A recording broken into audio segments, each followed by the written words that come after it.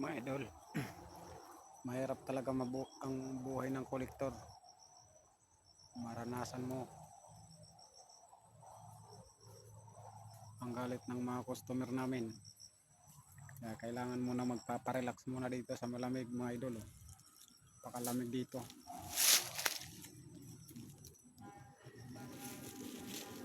Mahirap maging kolektor. Lahat ng customer namin ay minsan mayroong nagbabayad, minsan hindi.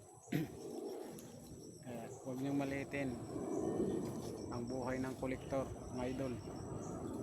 Kahit ganito lang yung trabaho namin, dito namin binubuhay ang aming mga pamilya. Kahit nararanasan namin ang away sa customer, problema lang mga idol, ginagawa lang namin yung trabaho namin. Kasi kapag hindi naman namin sinisingil sila mga idol, kami naman ang madadali ng aming manager. Mahirap ang buhay ng maging kolektor. Yun lang mga idol, maraming salamat po sa inyong lahat.